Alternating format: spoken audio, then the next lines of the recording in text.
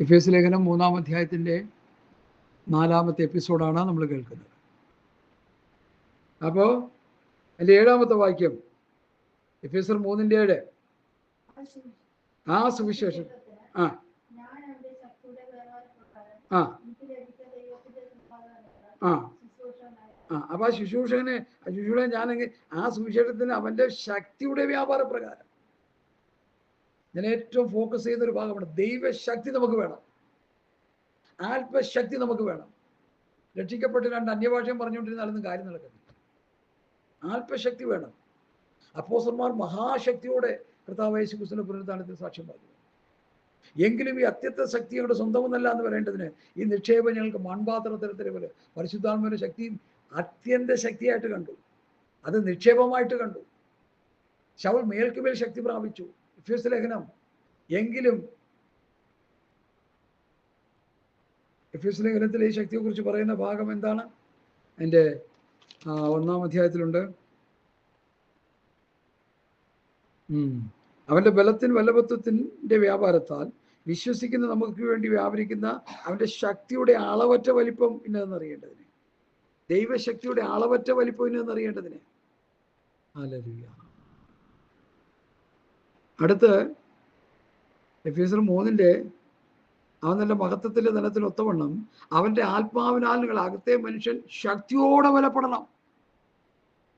ഇപ്പൊ ശക്തി മുഴുവൻ പുറമേയുള്ള മനുഷ്യനാ, കുമ്പവും കരാട്ടയൊക്കെ പഠിച്ചു കിടക്കുക. ഒരുത്തനെ വന്ന് അടിച്ച് തറയിടാനും ചില വിശ്വാസികൾക്കൊന്നും ഒരു മടിയില്ല, കാരണം വലിയ ശക്തിയുണ്ട്, അടവുകളൊക്കെ അറിയാം. ആത്മശക്തിയില്ല. പിശാച് അടിച്ച് പൊടിച്ചു കളയുന്നു. മനസ്സിലായില്ലോ? നമ്മളിൽ ആത്മശക്തി ഇല്ലെങ്കിൽ, പരിശുദ്ധാത്മാവിൻ്റെ നിറവ് നമ്മളിലില്ലെങ്കിൽ, പരിശുദ്ധാത്മാവിൻ്റെ നിയോഗം നമ്മളിലില്ലെങ്കിൽ, പരിശുദ്ധാത്മാവിൻ്റെ നടത്തിപ്പ് നമ്മളിലില്ലെങ്കിൽ പിശാച് നമ്മളെ തകർത്ത് കളയും. ദൈവമക്കളെ, എന്നിലും ഭക്തർ എന്നിലും ശക്തർ വീണുകിടന്നീ പോർക്കളത്തിൽ കാണുന്നു ഞാനസ്ഥി കൂടങ്ങൾ ഭീകരം വിരപുമാ വീണവരിൽ. എന്നിലും ശക്തർ, എന്നിലും ബലവാന്മാർ. ഞാനിപ്പോഴും ഓർക്കുന്നു, കേരളക്കരയെ കിടുകിടാ ഉറപ്പിച്ച പാസ്റ്റർമാർ ഒത്തിരി പേരുണ്ട്. അവരെല്ലാം ആത്മശക്തി ചോർന്നു പോയപ്പോൾ പിശാച് അവരെ അടിച്ച് പൊടിച്ചു കളഞ്ഞു. അങ്ങനെ പറയുന്നതിൻ്റെ അർത്ഥം നിങ്ങൾ മനസ്സിലാക്കണം. അവർ വിശ്വാസഗോളത്തിൽ നിന്ന് വ്യതിചലിച്ചു പോയി. അവർ ആത്മീയ അനുഭവത്തിലില്ല. അവർ വിശ്വാസം ത്യജിച്ചു കളഞ്ഞു. ഒത്തിരി പേരുടെ പേരുകൾ എനിക്ക് പറയാനുണ്ട്, പറയാൻ ഞാൻ സമയമെടുക്കുന്നില്ല. അതുകൊണ്ട് എനിക്ക് എന്നെ കേൾക്കുന്ന വാത്സല്യ ദൈവമക്കളോട് എനിക്ക് പറയാനുള്ളത്, കർത്താവിൻ്റെ വരവായി, കർത്താവിൻ്റെ വരവിൻ്റെ സമയം ഇസ്രയേൽ എന്ന ക്ലോക്കിനെ നോക്കി നമുക്ക് അത് ഗ്രഹിക്കാൻ കഴിയും എന്ന് വേദപുസ്തകം പഠിപ്പിക്കുന്നു. അത്തിയെ നോക്കി ഒരു ഉപമ പഠിപ്പിക്കും. ഇസ്രയേലാകുന്ന ക്ലോക്ക്, ഇസ്രയേലാകുന്ന കലണ്ടർ, ഇസ്രയേലിനെ എല്ലാവരും ഒറ്റപ്പെടുത്തിക്കൊണ്ടിരിക്കുക. ബായി ബായി എന്ന് പറഞ്ഞു നടക്കുന്ന അമേരിക്ക പോലും കവറ്റുകോട്ടയിലേക്ക് ഇസ്രയേലിനെ വലിച്ചെറിയുന്ന സമയം വരാൻ പോകുന്നു. നിങ്ങൾ എഴുതി വെച്ചു. പ്രവചന വാക്യത്തെ ആസ്പദമാക്കിയാണ് ഞാനത് പറയുന്നത്. ഇസ്രയേലിനെ അവർ കൈവിടും, അവരൊറ്റപ്പെടും. അവർക്കെതിരെ ഗോഗ് മാഗോഗിൻ്റെ നേതൃത്വത്തിൽ ഇറാൻ, തുർക്കി ആദ്യായവ രാജ്യങ്ങളെ കൂട്ടുപിടിച്ചുകൊണ്ട് യുദ്ധം ചെയ്യാൻ മനസ്സില്ലെങ്കിലും റഷ്യയെ ചൂണ്ടൽ കൊളുത്തി ഇസ്രയേൽ പർവ്വത നിരകളിൽ വരുത്തുമെന്നാണ് പ്രവചനം. എഗസ്കേൽ 38-39 വായിച്ച് പഠിച്ചോളാം. എഗസ്കേൽ 37 അവർ ചെതറിക്കിടക്കുന്ന അസ്ഥിയോട് ചേർന്ന് വന്നു കൂടി, ശക്തി പ്രാപിച്ചു, രാജ്യം സ്ഥാപിച്ചു, ശക്തിയോടെ യുദ്ധം ചെയ്തുകൊണ്ട് നിൽക്കുക. എന്നാൽ ഇവരുടെ 1/3 ശക്തി ക്ഷയിക്കത്തക്ക നിലയിൽ ഒരു വലിയ യുദ്ധം നടക്കാൻ പോകുന്നു. അതിനുള്ള കോപ്പുകൾ കൂട്ടിക്കൊണ്ടിരിക്കുന്നു രാഷ്ട്രങ്ങൾ. അതിനുവേണ്ടി വിശുദ്ധ പ്രവാചകന്മാർ പ്രവചിച്ച പ്രാവചനിക സൂക്തങ്ങൾ നിറവേറിക്കൊണ്ടിരിക്കുന്നു. പെന്തക്കോ സമൂഹമേ, കണ്ണുപൊട്ടനെ പോലെ നിങ്ങൾ ഇരിക്കരുത്. കണ്ണു തുറന്ന് ഇതൊക്കെ കാണുക. ലോകത്തിൻ്റെ ചുമരെഴുത്തുകൾ വായിച്ചു പഠിക്കുക. ലോകരാഷ്ട്രങ്ങളുടെ നീക്കങ്ങൾ വായിച്ചു പഠിക്കുക. ഇസ്രയേലിനെതിരെയുള്ള ലോകരാഷ്ട്രങ്ങളുടെ മനോഗതികളെ വായിച്ചറിയുക. അവരുടെ നീക്കങ്ങളെ മനസ്സിലാക്കുക. അവർ ഒറ്റപ്പെടാൻ പോകുന്നു. ലോകത്തിലെ ഏത് രാജ്യത്തെയും കീഴ്പ്പെടുത്താൻ ശക്തിയുള്ള ഇസ്രയേൽ കരുത്തരായ സോവിയറ്റ് യൂണിയന്റെ നേതൃത്വത്തിലുള്ള യുദ്ധത്തിൽ അവർ 2/3 നാമാവിശേഷമാകും. അപ്പോൾ സഖരിയ പ്രവാചകൻ പറഞ്ഞ പ്രവചനവാക്യം നിവൃത്തിയാവും. അവർ കുത്തിയവങ്കിലേക്ക് നോക്കും, അവർ അനുദപിക്കും. ഞങ്ങളുടെ പിതാക്കന്മാർ നിന്നെ ക്രൂശിച്ചു എന്ന് പറഞ്ഞ് അനുദപിച്ച് ഇസ്രയേലിനെ യഥാസ്ഥാനപ്പെടുത്തുന്ന ഒരു സമയം വരുന്നു. അതിനു മുൻപ് പുതിയ നിയമസഭ ഇവിടെ നിന്ന് മാറ്റപ്പെടും. എൻ്റെയും നിങ്ങളുടെയും ഗതി എന്താണ്? സാമ്പോൾ പാസ്റ്റർ പ്രസംഗിച്ച് കൈവിടപ്പെട്ടു പോയാൽ എൻ്റെ ഗതി എന്താണ്? ഞാൻ അതിനാണ് പ്രാധാന്യം കൊടുക്കുന്നത്. മറ്റൊരു കാര്യത്തിന് ഞാൻ പ്രാധാന്യം കൊടുക്കുന്നില്ല. വളരെ പരിശോധനയിലൂടെയാണ് ഞാൻ കടന്നു പോകുന്നത്. പക്ഷെ അതിൻ്റെ നടുവിലും ഈ ദൈവവചനം പറയാൻ ആർത്തിയോടെ ഞാൻ ദൈവസന്നിധിയിലിരിക്കുകയാണ്. എന്നെ പലരും ശ്രദ്ധിക്കുന്നുണ്ട്, കേൾക്കുന്നുണ്ട്, ഈ മെസ്സേജുകൾ കേട്ട് പഠിച്ചുകൊണ്ടിരിക്കുന്നുണ്ട്. പലരും നോട്ട് എഴുതുന്നുണ്ട്, പലരും ഈ മെസ്സേജുകൾ സേവ് ചെയ്യുന്നുണ്ട്. ഇതൊക്കെ നല്ലതാണ്, ഇതൊക്കെ വളരെ സന്തോഷമാണ്. പക്ഷേ കാര്യങ്ങൾ മനസ്സിലാക്കി കേട്ടതധികം ഒഴുകിപ്പോകാതെ ശ്രദ്ധയോടെ ഹൃദയത്തിൽ കരുതിക്കൊണ്ട് കർത്താവിൻ്റെ വരവിന് വേണ്ടി ഒരുങ്ങണമേ എന്ന് ഞാൻ നിങ്ങളോട് കൈകൂപ്പി അഭ്യർത്ഥിക്കുക. സ്തോത്രം. വേഗത്തിൽ എഫെസ്യർ 3 തുടർമാനമായ വാക്യങ്ങളിലേക്ക് നമ്മൾ വരുന്നു. ആ സുവിശേഷത്തിന് അവൻ്റെ ശക്തിയുടെ വ്യാപാര പ്രകാരം എനിക്ക് ലഭിച്ച ദൈവത്തിൻ്റെ കൃപാദാനത്താൽ ശുശ്രൂഷകനായി തീർന്നു. കൊലോസ്യ ലേഖനം 1 അവസാനത്തെ 2 വാക്യം ഒന്ന് വായിച്ചു, പെട്ടെന്ന് വായിച്ചു. കൊലോസ്യർ 1 അവസാനത്തെ 2 വാക്യം. സ്തോത്രം, സ്തോത്രം, സ്തോത്രം, സ്തോത്രം, സ്തോത്രം, സ്തോത്രം. Hallelujah, hallelujah.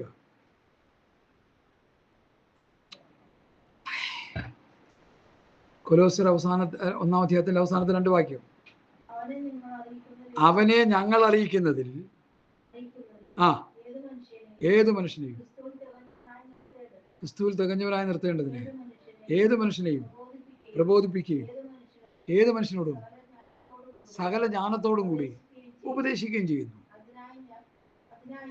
അതിനായി ഞാൻ എന്നിൽ ബലത്തോടെ വ്യാപരിക്കുന്ന അവന്റെ വ്യാപാര ശക്തിക്കൊത്തവണ്ണം പോരാടിക്കൊണ്ട് അധ്വാനിക്കുന്നു. അവന് എന്നിൽ ബലത്തോടെ വ്യാപരിക്കുന്നവന്റെ വ്യാപാര ശക്തി.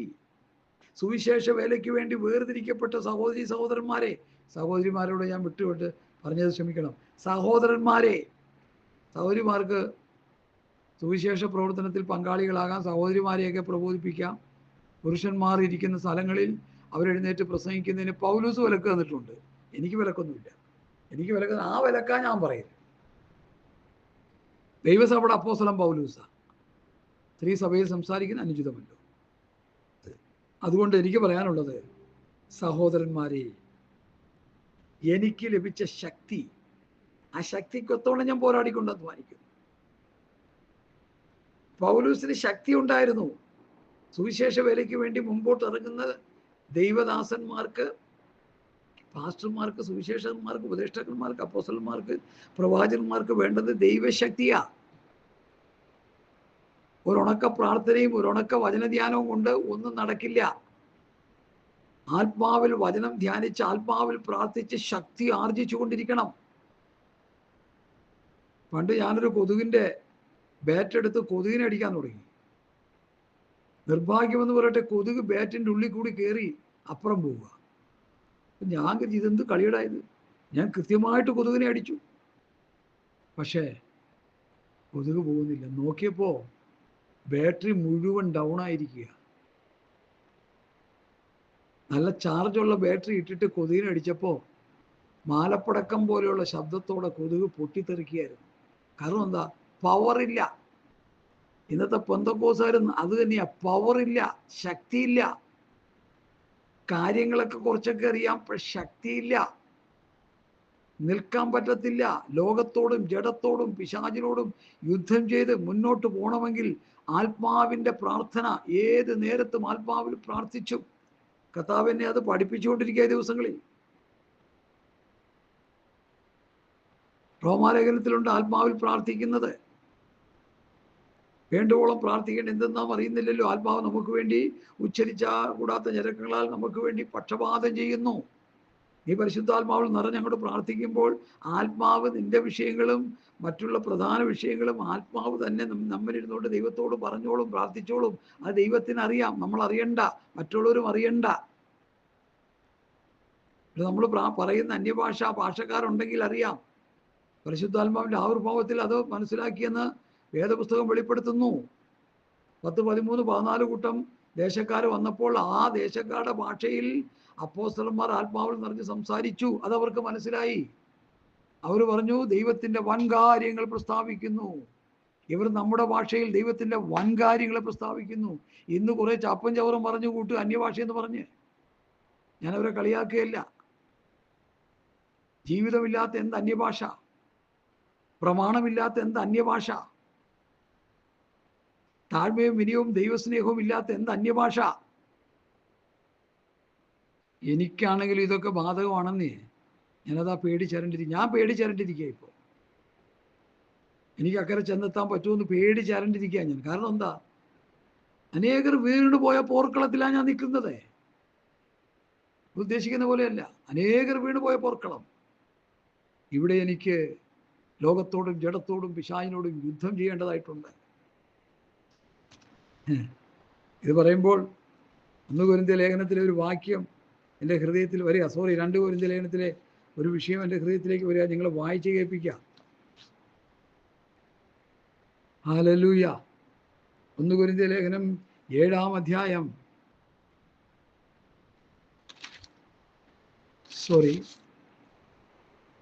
1 കൊരിന്ത്യർ ലേഖനം 9-ാം അധ്യായം 3, 4, 5, 6 വാക്യങ്ങൾ. നിങ്ങൾ ജഡത്തിൽ സഞ്ചരിക്കുന്നുവെങ്കിലും ജഡപ്രകാരം പോരാടുന്നില്ല.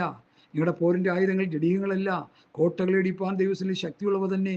അവയാൽ നിങ്ങൾ സങ്കല്പങ്ങളും ദൈവത്തിൻ്റെ പരിജ്ഞാനത്തിന് വിരുദ്ധമായി പൊങ്ങുന്ന എല്ലാ ഉയർച്ചയും ഇടിച്ചു കളഞ്ഞ് ഏത് വിചാരത്തെയും ക്രിസ്തുവിനോടുള്ള അനുസരണത്തിനായിട്ട് പിടിച്ചടക്കി നിങ്ങളുടെ അനുസരണം തികഞ്ഞു വരുമ്പോൾ എല്ലാ അനുസരണക്കേടിനും പ്രതികാരം ചെയ്യുവാൻ ഒരുങ്ങിയും ഇരിക്കുന്നു. നിങ്ങൾ പുറമേ ഉള്ളത് നോക്കുന്നു. മനസ്സിലായോ? ക്രിസ്തുവിന് വിരുദ്ധമായി പോകുന്ന നമ്മുടെ സ്വഭാവ വൈകല്യങ്ങളെ ഇടിച്ചു കളയണം. ആത്മാവിനാൽ ഇടിച്ചു കളയണം. പരിശുദ്ധാത്മാവിൻ്റെ ശക്തിയാൽ ദുഷ്ടപിശാചിൻ്റെ തന്ത്രങ്ങളെയും പോരുകളെയും നമ്മൾ ഇടിച്ചു കളയണം. അവൻ്റെ ചിന്താഗതികളെ ഇടിച്ചു കളയണം. അവൻ്റെ വികാരങ്ങളെ ഇടിച്ചു കളയണം. കൂടെ നടന്ന പത്രോസ്, ഒന്നാമത്തെ പോപ്പ്, യേശുക്രിസ്തുവിൻ്റെ കുരിശീകരണത്തെക്കുറിച്ച് യേശുക്രിസ്തു തന്നെ അവനോട് പറഞ്ഞപ്പോൾ നിനക്കത് ഭവിക്കരുത്, പോ ദുഷ്ടപിശാചി എന്നാ പറഞ്ഞ അവിടെ. ഇതൊക്കെ നമ്മൾ കുറിക്കൊള്ളണം ഹൃദയത്തിൽ. നമ്മൾ പറയുന്നതെല്ലാം ദൈവത്തിൻ്റെ അരുളപ്പാടുകളും നമ്മളുടെ നാവിൽ കൂടി വരുന്നതൊക്കെ ദൈവാത്മാവ് സംസാരിക്കുന്നതാണെന്ന് പറഞ്ഞാൽ തെറ്റി. ഹല്ലേലൂയ. വളരെ സൂക്ഷിച്ച് ഈ ദിവസങ്ങളിൽ നമ്മൾ ജീവിക്കണം. നിങ്ങൾ ജഡത്തിൽ സഞ്ചരിക്കുന്നു, എന്നാൽ നിങ്ങളുടെ പോരാട്ടം ജഡീകമല്ല, പോരിൻ്റെ ആയുധങ്ങളും ജഡീകങ്ങളല്ല. എഫേസ്യർ പറയുന്നുണ്ടല്ലോ, സ്തോത്രം, സത്യമരയ്ക്ക് കെട്ടി നീതി എന്ന കവചം ധരിച്ച് സമാധാന സൂക്ഷിനും കാലിചെരിപ്പാക്കി സകല ദുഷ്ടന്റെ ദൈവത്തിലേക്ക് എടുപ്പാനക്കണം വിശ്വാസം എന്ന പരിചയം രക്ഷയെന്ന ശിരസ്ത്രവും ദൈവമെന്ന ആത്മാവിൻ്റെ വാളും ഏത് നേരത്ത് ആത്മാവിൽ പ്രാർത്ഥിച്ചും. പത്രോസിൻ്റെ ഒരു ആയുധം കൂടി ചേർക്കുമ്പോൾ 8 ആയുധം. കഷ്ടതയെന്ന ഭാവം ആയുധമായി ധരിപ്പീൻ. ഈ ആയുധങ്ങൾ ധരിച്ചുകൊണ്ട് ലോകത്തോടും ജഡത്തോടും പിശാചിനോടും യുദ്ധം ചെയ്ത് വിജയശ്രീ ലാളിതരാകുന്നവർക്കാണ് നിത്യത പ്രാപിക്കാൻ കഴിയുന്നത്. ഈ പറഞ്ഞുകൊണ്ടിരിക്കുന്ന എനിക്കും ഇത് തന്നെയാണ് പ്രമാണം, മറ്റൊന്നല്ല.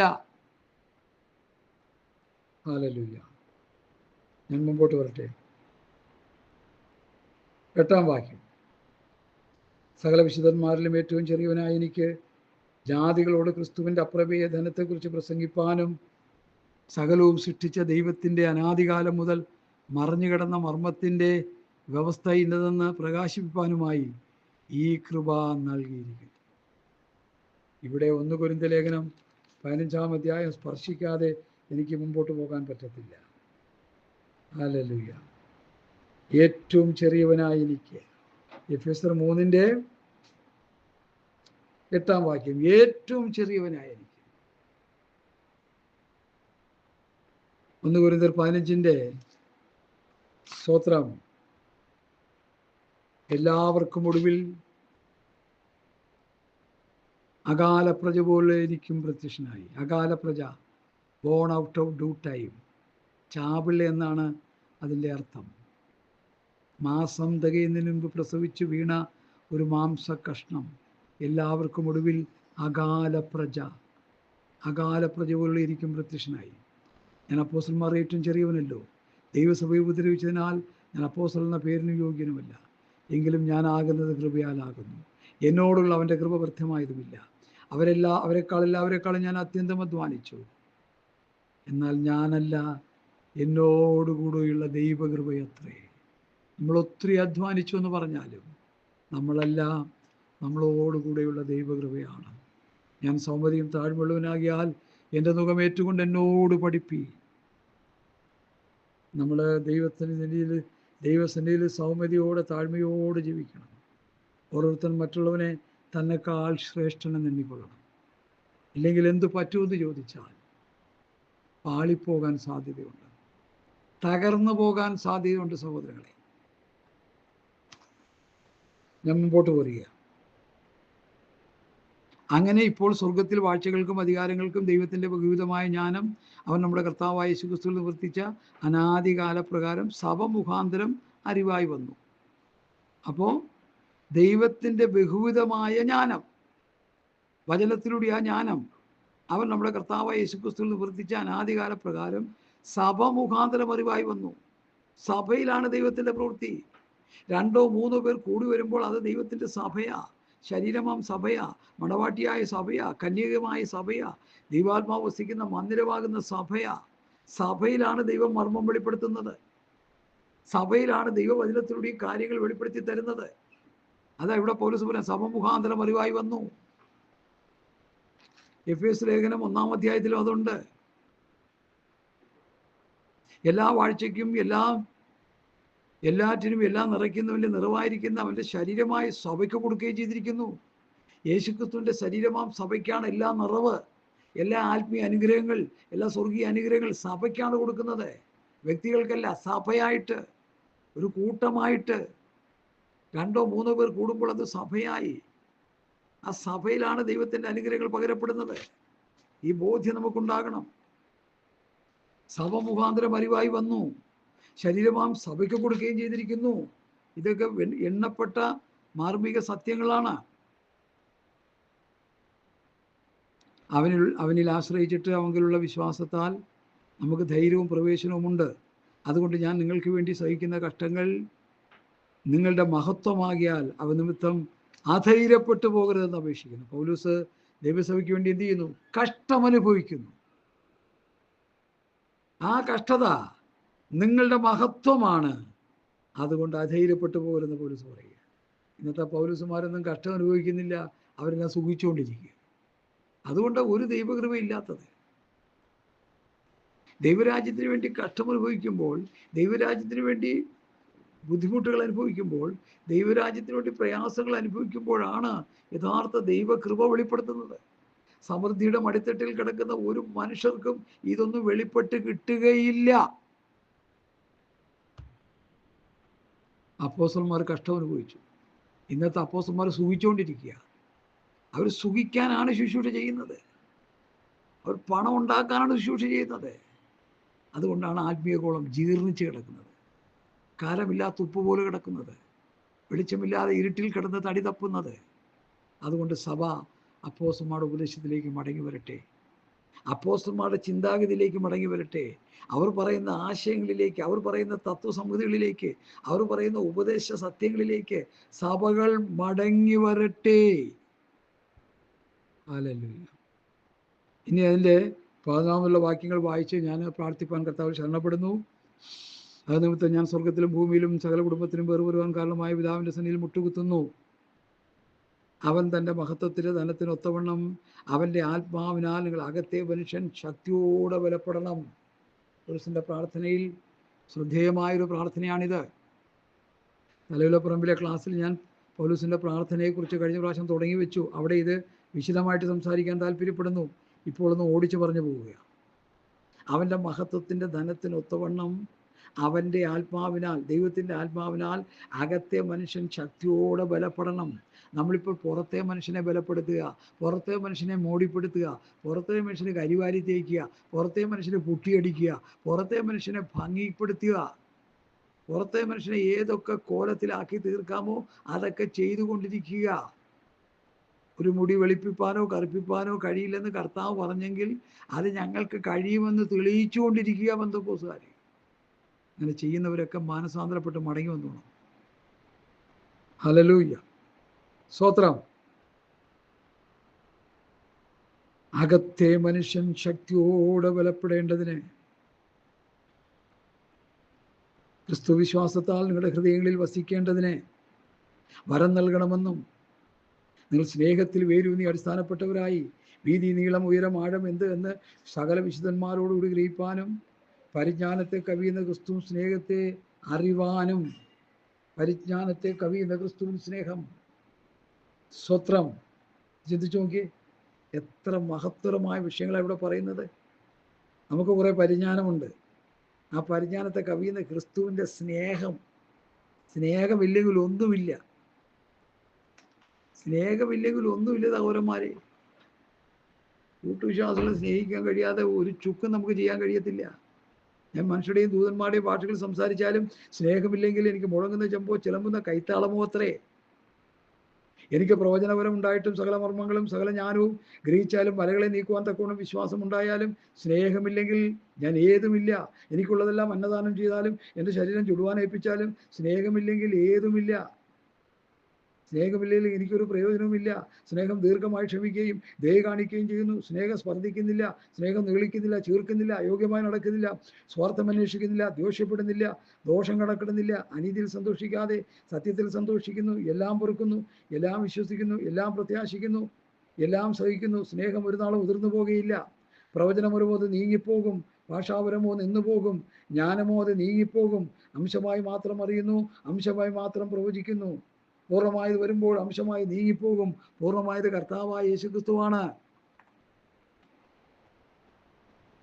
അത് വന്നു കഴിയുമ്പോൾ പിന്നെ നമുക്ക് നിത്യതയിലാണല്ലോ നമ്മൾ.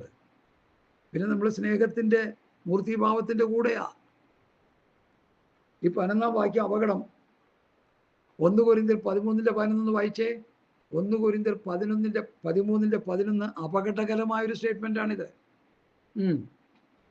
ഞാൻ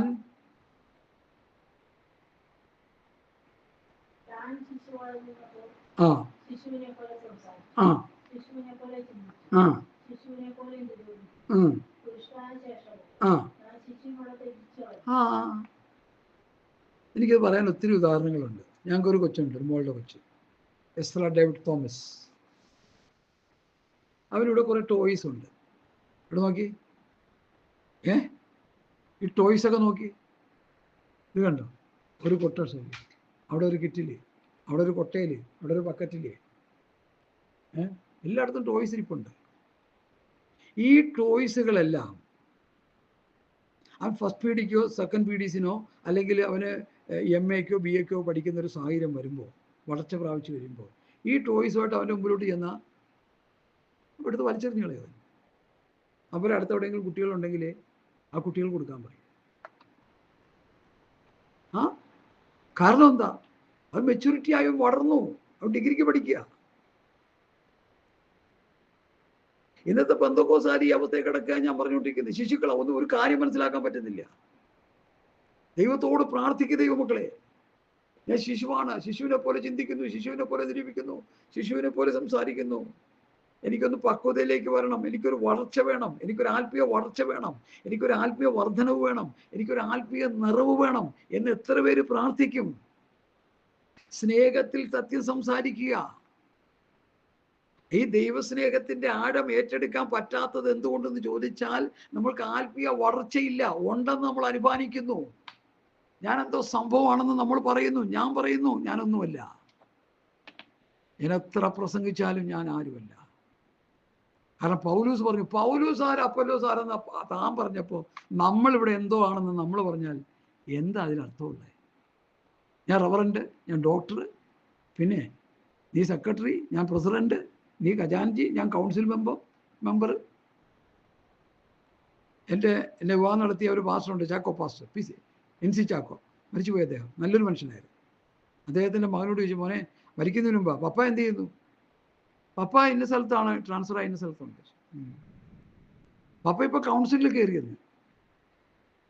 നിക്കറിട്ട് കിടക്കുന്ന സമയത്തുള്ള കൂട്ടാണ് ആ ചെറുക്കനുമായിട്ട്. ഒരു വാകെ അറിയത്തില്ല, പാസ്റ്ററാണ്. പപ്പ ഇപ്പോൾ കൗൺസിലിൽ കയറിയത്. ഞാൻ ഒന്നും മിണ്ടിയില്ല, കാരണം അവൻ്റെ ആ സുന്ദരമായ മുഖം കറുത്ത് കാണാനായിട്ട് എനിക്ക് ആഗ്രഹമില്ല. നല്ലൊരു പയ്യനാണ്. പറഞ്ഞാലൊട്ട് മനസ്സിലാക്കാനുള്ള ബോധവും അവനില്ല. പയ്യനാ. പുതിയ ശിഷ്യൻ അരുതെന്നല്ലേ പൗലോസ് പഠിപ്പിച്ചേ. ഇന്ന് പുതിയ ശിഷ്യന്മാർ കിടന്ന് അരങ്ങ് തകർക്കുകയല്ലേ. റിയൽ എസ്റ്റേറ്റ് ബിസിനസ് സഭയ്ക്ക് തരുന്നു, കോടിക്കണക്കിന് ടേൺ ഓവറുള്ള ബിസിനസ്സുകൾ ചെയ്യത്തക്ക നിലയിൽ വിശ്വാസികളെ ദൈവം ബലപ്പെടുത്താൻ പോകുന്നു. ഒരു ദുരുപദേശി പറയുക. കാരണം അങ്ങനെയൊക്കെ പറഞ്ഞ് ഇവർ ബിസിനസ് വർദ്ധിപ്പിച്ചു കഴിയുമ്പോൾ കാശ് പുള്ളി കിട്ടുമല്ലോ ഇഷ്ടം പോലെ. കാശിന് കഞ്ഞിക്ക് വകയിലായിരുന്ന ഒരു പാർട്ണർ സഹോദരൻ ഞങ്ങളുടെ പട്ടണത്തിൽ കിടപ്പുണ്ട്. പേരും നാളും ഒന്നും ഞാൻ പറയുന്നില്ല. ഇന്ന് കോടീശ്വരനാ. വൈറ്റ് ഹൗസ് പോലുള്ള ബിൽഡിംഗ് ഒക്കെ വെച്ചേക്കുന്നത്. ഭാര്യ ഇടയ്ക്കിടയ്ക്ക് വന്ന് പ്രസംഗിക്കും, തലയിൽ തുണിയിടാതെ. ചൂരവടി ഉണ്ടെങ്കിൽ, പ്രായമുള്ള ആരെങ്കിലും ഉണ്ടെങ്കിൽ 2 എണ്ണം കൊടുത്താലും ഒരു കുഴപ്പമില്ല. ഒന്നാമത് സഭ പ്രസംഗിക്കാൻ വിലക്കുണ്ട്. അതിനിടയ്ക്ക് തലയിൽ തുണി പോലും ഇടാതെ കിടന്ന് തുള്ളിച്ചാടുന്ന കേട്ട് കഴിഞ്ഞാൽ പിന്നൊരു കാര്യമുണ്ട്. ഇതൊക്കെ കേട്ട് കൈയടിക്കാനായിട്ട് കുറേ മണ്ടക്കോ സ്വാമികളായിട്ടുള്ള വിശ്വാസികൾ ഉണ്ടെങ്കിൽ ഇവർക്ക് വളക്കൂറുള്ള മണ്ണാണെന്നുള്ള ഞാൻ പറയുന്നില്ല, വേറെന്താ. ആ സഭയിലുള്ള മൺതരികളായിട്ടിരിക്കുന്ന വിശ്വാസികൾ ഇവർക്ക് വളർന്നു വരാനുള്ള വളക്കൂറുള്ള മണ്ണ് അതുകൊണ്ട് നടക്കുന്നത്. പൊത്തും അറിയാവുന്ന ഒരുത്തനും അതിൻ്റെ ഇടയിലില്ല. ബോധമുള്ളവൻ ഒരുത്തനും അതിലില്ല. ഊതിയിട്ടാലും ഉന്തിയിട്ടാലും കുറപ്പിച്ചാലും ചിരിപ്പിച്ചാലും ഛർദ്ദിപ്പിച്ചാലും തുള്ളിപ്പിച്ചാലും നിലത്ത് കിടന്ന് ഉരുണ്ടാലും ആർക്കും ഒരു പ്രശ്നമില്ല. കാരണം എല്ലാവരും എതിൽ കിടക്കുക. ശിശുവായിരുന്നപ്പോൾ ശിശുവിനെ പോലെ സംസാരിച്ചു, ശിശുവിനെ പോലെ നിരൂപിച്ചു, ശിശുവിനെ പോലെ ചിന്തിച്ചു. പുരുഷനായ ശേഷമോ പക്വത വന്നപ്പോൾ ശൈശവം ത്യജിച്ചു കളഞ്ഞു. ഞാൻ പറഞ്ഞല്ലോ, എൻ്റെ കുഞ്ഞ്, ഞങ്ങളുടെ കുഞ്ഞ് ഈ കൊട്ടയിലിരിക്കുന്ന ടോയ്സ് എല്ലാം കൂടി അവനെ BA പഠിക്കാമെന്ന് വെച്ചോ, അല്ലെങ്കിൽ ഏതെങ്കിലും ഡിഗ്രിക്ക് പഠിക്കാമെന്ന് വെച്ചോ. അവനെ ഇത് നിന്റെ പഴയ സാധനങ്ങളെ പപ്പ തൂട്ടിച്ച് വെച്ചതാ, ഇതാ വേണമെങ്കിൽ വെച്ച് കളിച്ചോ എന്ന് പറഞ്ഞാൽ അടുത്ത വീട്ടിലെ കൊച്ചുങ്ങൾക്ക് കൊണ്ട് കൊടുക്കാൻ പറയും, കൊണ്ടുപോക്കോളാൻ പറയും. ഓടിക്കുമല്ലോ അവിടെ നിന്ന്. കാരണം അവൻ മെച്യൂരിറ്റി ആയി. അവനൊരു BMW കാറ് പഠിച്ചു കൊടുത്താൽ പറയാം, അവൻ ഓടിച്ചോളാം. പറഞ്ഞതേ ഉള്ളൂ. നമുക്ക് BMW ഒന്നുമില്ല, ആകെ കൂടിയുള്ളത് ജ്ഞാനാകാറാണ്. അത് മതി, അത് ഓടിച്ച് മരിക്കാൻ എൻ്റെ തീരുമാനം. ഇവിടെ BMWക്ക് വേണ്ടി കിടന്ന് കടിപിടി കൂടുന്ന പാർലമാരാണ്. എനിക്കറിയാം, ഞാൻ അവരുടെ പേരൊന്നും പറയാൻ താല്പര്യപ്പെടുന്നില്ല. കാറ് മാറ്റുന്നൊരു സഹോദരനുണ്ടെന്ന് ഈ പാസ്റ്റർ പ്രസംഗിപ്പിച്ചപ്പോൾ ഞാൻ അത്ഭുതപ്പെട്ടു പോയി. ഏത് പാസ്റ്റർ? Doctor Muraleedharan pastor. ഒരു പുതിയ കാർ ഇറങ്ങിക്കഴിഞ്ഞാൽ ആ കാറ് പുള്ളി മേടിക്കും. അതേ കാറിൻ്റെ അടുത്ത ന്യൂ ബ്രാൻഡ് ഇറങ്ങിക്കഴിഞ്ഞാൽ ഇത് വിറ്റ് അത് മേടിക്കും. ഇങ്ങനെ മേടിച്ചുകൊണ്ടിരിക്കുക. പുള്ളിയുടെ ശുശ്രൂഷ കാറ് അങ്ങനെയാണ്. കാറ് വിൽപ്പനയും കാറ് വാങ്ങലും. അവിടെ വിശ്വാസികളുടെ ഗതിയാണ് ഞാൻ ചിന്തിക്കുന്നത്. അതോ ഗതി എന്നല്ല, എന്ത് പറയാനാണ്. ഇയാളൊക്കെ എന്നാ പ്രസംഗിക്കാനാണ്? ഒരാൾ വീട് വെക്കല, 3 വർഷം ഇരുന്നാൽ 3 വർഷം ഒരു സ്ഥലത്തിരിക്കുമ്പോൾ ഒരു വീട് വെച്ചു, 5 സെൻറ്റ് സ്ഥലം വീട്, പിന്നെ അങ്ങനെ വീട് വെക്കല. ഇതൊക്കെ ഇങ്ങനെ ഓരോരുത്തർ ഓരോ കോലത്തിലാണ് നടക്കുന്നത്. കാരണം എന്താ? കുരുടന്മാരും ദരിദ്രന്മാരും നഗ്നന്മാരുമായിട്ട് കിടന്നിങ്ങനെ കളിക്കുക. തന്നിമിത്തം ദൈവസഭ ലോകത്തിൻ്റെ മുൻപിൽ കൂത്തുകാഴ്ചയായി മാറി. ദൈവസഭ തകർന്നത് കൊണ്ട് ലോകം തകർന്നു. വലിയ കലാപങ്ങളും മാരക രോഗങ്ങളും, പിന്നെ 3 കൂട്ടം കാര്യങ്ങളാണല്ലോ. ഹല്ലേലൂയ. പ്രകൃതിക്ഷോഭം, കലാപം, മാരകമായ വ്യാധികൾ, പ്രകൃതിക്ഷോഭം നിമിത്തം ലോകം ഞടുങ്ങാൻ പോവുകയാണ് ഇനി വരും കാലങ്ങളിൽ. എന്തുപറ്റി? ദൈവത്തിൻ്റെ സഭ മൂക്കുകുത്തി കിടക്കുക. ദൈവത്തിൻ്റെ സഭ ടൈറ്റാനിക് പൊട്ടി തകർന്ന പോലെ തകർന്നു കിടക്കുകയാണ്. ഒരു പണിയൽ ആവശ്യമുണ്ട്. ദൈവസഭ പണിതെടുക്കാൻ ദൈവം ആഗ്രഹിക്കുന്ന ശുശ്രൂഷകന്മാർ, ദൈവമാക്കി വെച്ച ശുശ്രൂഷകന്മാർ, ദൈവമാക്കി വെച്ചവൻ ദൈവത്തിൻ്റെ വചനം സംസാരിക്കുന്നു, ദൈവസന്തതിയായവൻ ദൈവവചനം കേൾക്കുന്നു. എവിടെയുള്ള ഇത്? പ്രസംഗം, കൺവെൻഷൻ, ഉപവാസപ്രാർത്ഥന എല്ലാം ഇഷ്ടം പോലെ നടക്കുന്നുണ്ട്. ആത്മീക മൂല്യച്യുതിയിലാണ് സഭ മുൻപോട്ട് പോകുന്നത്. മടങ്ങി വരാം. ഈ കലാപങ്ങളും ഈ മാരക രോഗങ്ങളും ഈ പ്രകൃതിക്ഷോഭങ്ങളും ദൈവസഭയെ പിടിച്ചുലച്ച് ഒന്ന് മാനസാന്തരത്തേക്ക് നടത്താനാണെന്നാണ് ഞാൻ വിചാരിക്കുന്നത്. അതിന് മോദിയെ കുറ്റം പറഞ്ഞിട്ടോ അവരെ കുറ്റം പറഞ്ഞിട്ടൊന്നും ഒരു കഥയുമില്ല. അവരൊക്കെ മനുഷ്യരാ, അത്രയൊക്കെ അവർക്ക് ചെയ്യാൻ പറ്റുള്ളൂ. സഭ മടങ്ങി വന്ന് അതിൻ്റെ പൂർണ്ണ സിംഗിലായി കഴിയുമ്പോൾ സഭയ്ക്ക് ഉപദ്രവമുണ്ടെന്നേ. ഇങ്ങനെ നാം അനേക കഷ്ടങ്ങളിലൂടെയാണേ ദൈവരാജ്യത്തിൽ കിടക്കുന്നേ, ഇടുക്ക് വഴിയിലൂടെയാണെന്നേ ദൈവരാജ്യത്തിൽ കിടക്കുന്നേ. ഈ വഴിയെല്ലാം കൂടി വലിച്ചു നീട്ടി വിശാല വഴിയാക്കി വെച്ചിരിക്കുക ഇന്നത്തെ ന്യൂ ജനറേഷൻ പാസ്റ്റർമാര്. അവരാണ് അതിൻ്റെ കുറ്റവാളികൾ.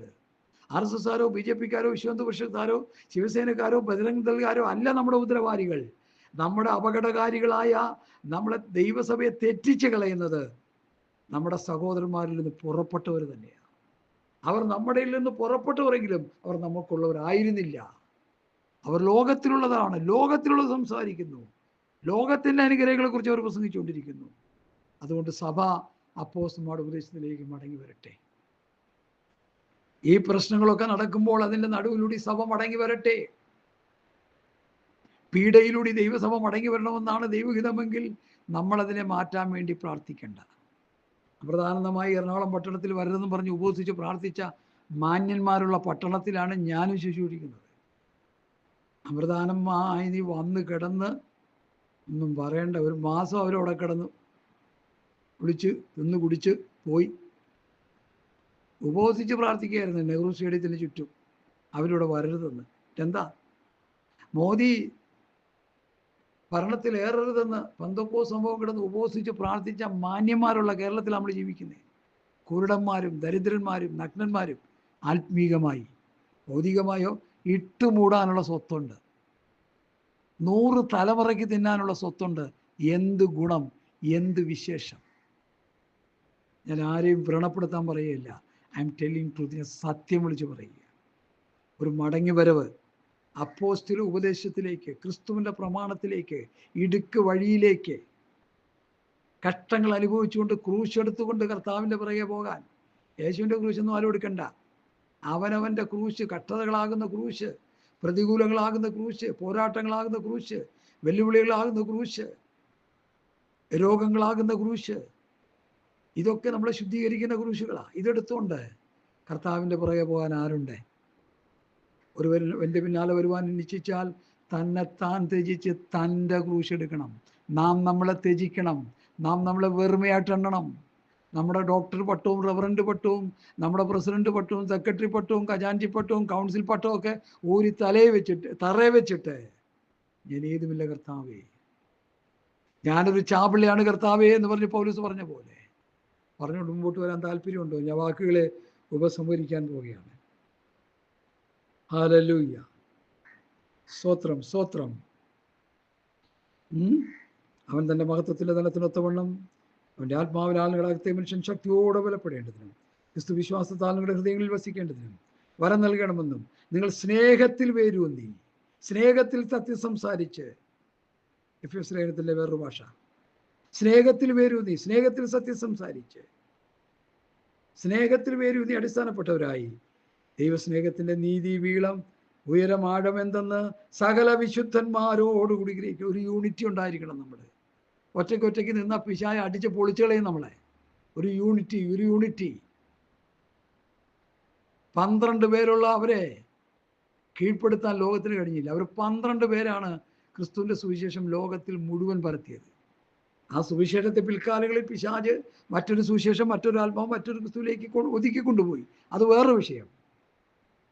നിരക്ഷരപക്ഷികളായ നീചരായി ഗണിച്ചിരുന്ന പേത്രനാദിയായ ധീവരരെ ശേഷി കൊണ്ട് അലങ്കരിച്ചു പരം പ്രേഷണം ചെയ്ത് അവനിയിൽ ഗുരുക്കളാക്കി. നീചരായി, മുക്വന്മാരായി, സാധാരണക്കാരായി, പാവപ്പെട്ടവരായി, ദരിദ്രവാസികളായി ലോകമെണ്ണപ്പെട്ട മനുഷ്യരെ കർത്താവ് തെരഞ്ഞെടുത്ത് ക്രിസ്തുവിന് പകരം സുവിശേഷം പ്രസംഗിച്ച് യേശുക്രിസ്തുവിനെ പ്രസംഗിക്കുന്ന ഗുരുക്കളാക്കി ഈ മുക്കുവ സമൂഹത്തെ കർത്താവ് തീർത്തു എന്നാണ് മഹാകവി സൈമൺ സാറ് പാടിയ പാട്ടിൻ്റെ അർത്ഥം. ആ പാട്ടൊക്കെ കുടിച്ചു മൂടി ഇപ്പോൾ കുറേ പുതിയ പാട്ടുകളൊക്കെ ഇറങ്ങി വന്നിരിക്കുക.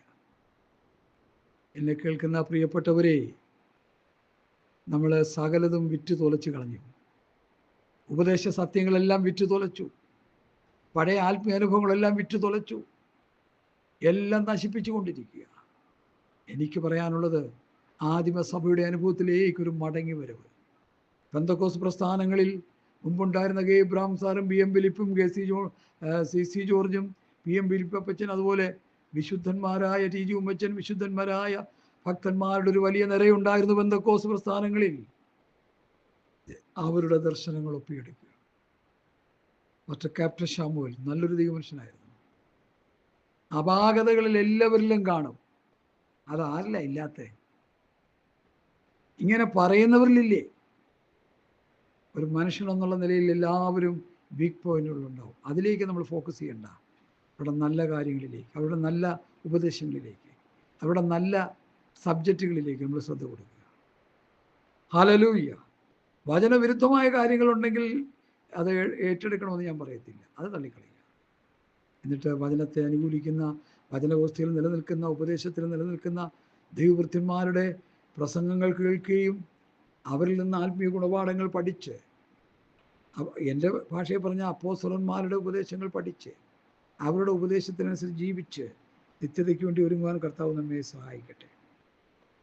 സ്നേഹത്തിൽ വേരൂന്നി അടിസ്ഥാനപ്പെട്ടവരായി നീതി, വീതി, നീളം, ഉയരം, ആഴം, വീതി, നീളം, ഉയരം, ആഴം എന്ന് സകല വിശുദ്ധന്മാരോട് ഗ്രഹിപ്പാനും പരിജ്ഞാനത്തെ കവിയുന്ന ക്രിസ്തു സ്നേഹത്തെ അറിവാനും പ്രാപ്തരാകുകയും വേണമെന്ന് എന്നും ദൈവത്തിൻ്റെ എല്ലാ നിറവോളം നിറഞ്ഞു വരണം. നിറമണികളാകണം. അല്ലെങ്കിൽ കർത്താവ് ഒന്ന് പാറ്റുമ്പോൾ പതിരായിട്ട് പോയി വല്ലയിടത്തും വീഴും. അവരെ കൂട്ടിച്ചേർക്കി ദൂതന്മാർ കൊണ്ടുവന്ന് നരകത്തിൽ തള്ളിക്കളയും. നിറമണികളെ പാണ്ഡികശാലയിലേക്ക് ചേർക്കും. ഹല്ലേലൂയ. ദൈവത്തിൻ്റെ എല്ലാ നിറവോളം നിറഞ്ഞു വരണം ചെയ്യണമെന്ന് പ്രാർത്ഥിക്കുന്നു. അങ്ങനെ ആകുമ്പോൾ എന്നാൽ നാം ചോദിക്കുന്ന നിലയ്ക്ക് അത്യന്തപരമായി ചെയ്യുവാൻ നമ്മൾ വ്യാപിക്കുന്ന ശക്തിയാൽ കഴിയുന്നവരെ സഭയിലും ക്രിസ്തുവേശുവിലും എന്നേക്കും തലമുറ തലമുറയായി മഹത്വം ഉണ്ടാകുമാറാകട്ടെ. എൻ്റെ വാക്കുകളെ ഉപസംഹരിക്കുക. കർത്താവ് തന്ന ഈ നല്ല വചനങ്ങൾക്കായി സ്തോത്രം. ആ പ്രാർത്ഥനയുടെ എഫേസ്യർ 3:14 തൊട്ട് 19 പ്രാർത്ഥന അന്വർത്ഥമായി കഴിയുമ്പോൾ, ആ ആത്മീയ അനുഭവങ്ങളിലേക്ക് വന്നു കഴിയുമ്പോൾ നാം ചോദിക്കുന്നത് ആത്മീയ അനുഗ്രഹങ്ങളായി. ആ അനുഗ്രഹത്തിൻ്റെ മറുവശത്ത് നമുക്ക് ജീവിക്കാനുള്ള പാക്കേജ് ഉണ്ടെന്നാണ് ഞാൻ വിശ്വസിക്കുന്നത്. അതൊന്നും കോടികൾ കാണത്തില്ല. കോടികൾ ഉണ്ടെങ്കിൽ നമ്മുടെ നിത്യതയിൽ നഷ്ടമാകാൻ സാധ്യതയുണ്ട്. അതേ ഞാൻ പറയത്തുള്ളൂ. ലൗഡീശൻ പറയുന്ന അറിയത്തിൽ പോകുന്നു ഞാൻ പറയത്തില്ല. സാധ്യത കൂടുതലാണ്.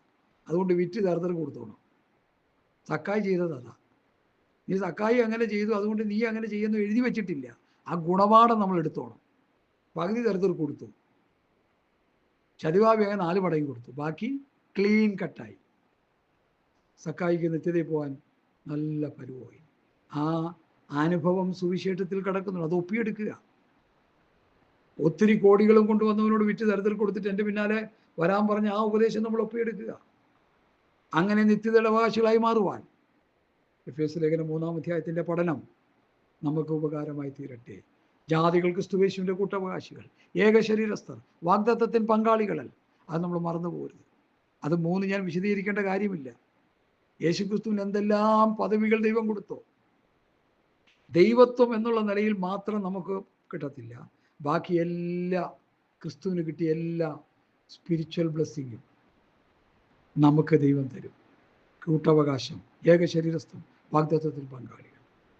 നമ്മൾ ഓരോ ക്രിസ്തുക്കളാണെന്ന് പറഞ്ഞാൽ പോലും തെറ്റില്ല. ഓരോ കർത്താവുകാരന്മാരായി 1000 ആണ്ട് വാഴ്ചയിൽ ക്രിസ്തുവിനോടൊപ്പം നമ്മൾ വാഴും. പുതിയ യെരൂശലേമിൽ നമ്മൾ വാഴും.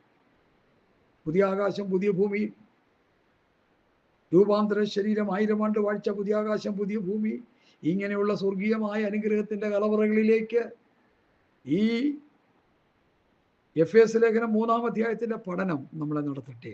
അതിനായി കർത്താവ് നമ്മെ സഹായിക്കട്ടെ എന്ന് പറഞ്ഞുകൊണ്ട് എൻ്റെ വാക്കുകളെ ചുരുക്കുന്നു. ഈ വചനങ്ങളാൽ നമ്മെ അനുഗ്രഹിക്കട്ടെ.